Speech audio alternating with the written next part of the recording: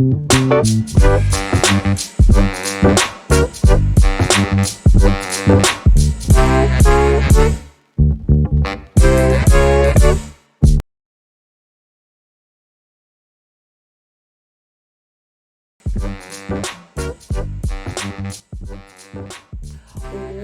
up, kittens? Welcome back to another Operation Unbothered.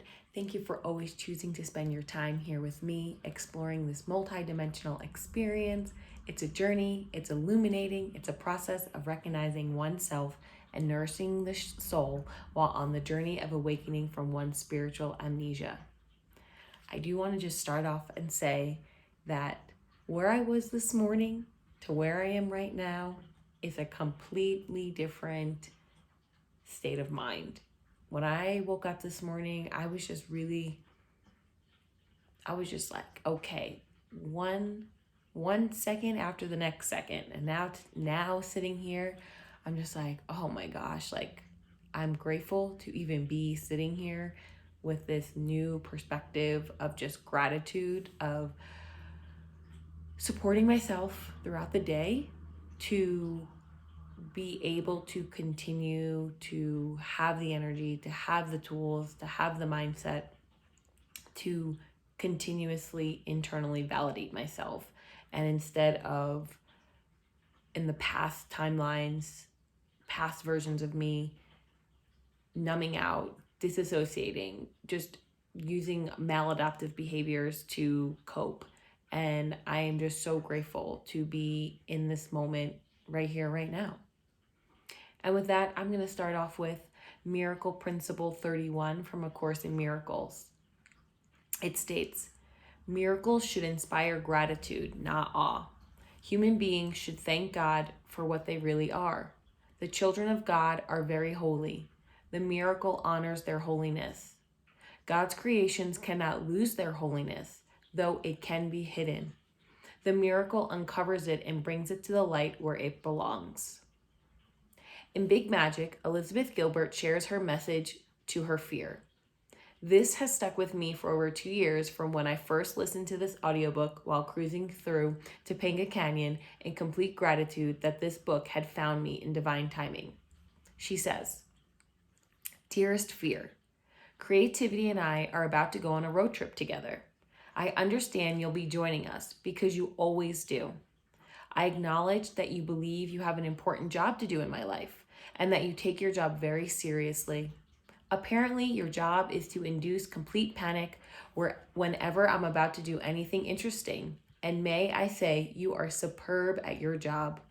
So by all means, keep doing your job if you feel you must. But I will also be doing my job on this road trip, which is to work hard and stay focused. And creativity will be doing its job, which is to remain stimulating and inspiring. There's plenty of room in this vehicle for all of us, so make yourself at home, but understand this. Creativity and I are the only ones that can drive." This passage gave me a creative gust of empowerment to create, regardless of fear, regardless of external validation, or even external judgment. It continues to do so today, giving me the language of space and grace to affirm and acknowledge that yes, the secular world's influence can creep into the purity of aligning with one's soul. Yet, when I'm in divine alignment, I have the internal compass of love to keep moving forward. Study Notes ABA defines extinction as: extinction refers to a procedure in which reinforcement of a previously reinforced behavior is withheld. Extinction is used to decrease or eliminate target behaviors. I am declaring that I am putting the secular identity of fear on extinction. I am actively and energetically rebuking the illusions and embracing the unity in source and the brotherhood of me and you and each of the souls having a human experience. Doing my part the best I can to create the space in my universe to illuminate these moments of growth, of recalibration. These last several days have been a marathon of mental gymnastics, of my ego attempting to pull me back into my low frequency, flesh-based, maladaptive coping strategies, and my negative self-talk representative doing its best to try and protect me from moving forward into unknown territory, where the outcome is completely unknown, where the accountability is fully my own, where I am being offered and given opportunities of full creative expression, given opportunities that past me has prayed for, has fasted for, has processed low self-worth and composted it into love and light. I keep reminding myself I have come too far to come this far, to allow for my former versions of me, who I hold in loving kindness for, because without them, I wouldn't be who I am right here, right now, in this moment. Yet also lovingly giving them my version of Elizabeth Gilbert's Dearest Fear memo, that I'm moving forward. I am reorienting my attention to the collective, to doing my part to save the world, and moving forward and beginning again, because I am a dope, radiant being of light, worthy and deserving of a life full of ease and flow, abundance and prosperity. Because I continue to choose the path of right-mindedness, the path of being a miracle worker. Again, God's creations cannot lose their holiness, though it can be hidden. The miracle uncovers it and brings it into the light where it belongs. Today, my brother sent me the song Bloody Well Right by SuperTramp, which this album is super dope and I do highly recommend checking it out. Upon listening to some of the other songs on the anthology, I was bestowed with the song, The Logical Song, and this is the first verse. When I was young, it seemed that life was so wonderful. A miracle, oh, it was beautiful, magical.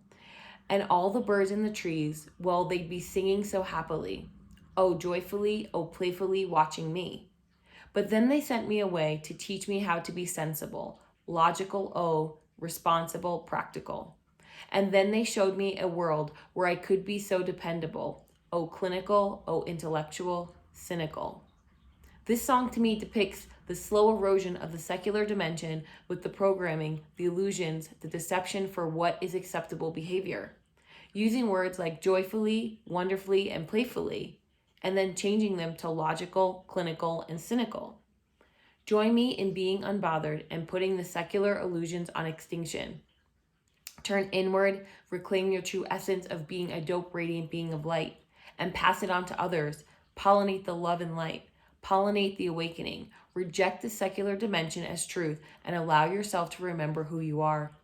Allow yourself to remember who each bodysuit is in this dimension. All fragments of the same divine source. Experiencing this dimension as the mission to be illuminated and to illuminate others. For the soul's purpose to recalibrate back to its purest original state. One with you and one with me, and one with each and every one of us inhabiting this dimension in this time-space reality.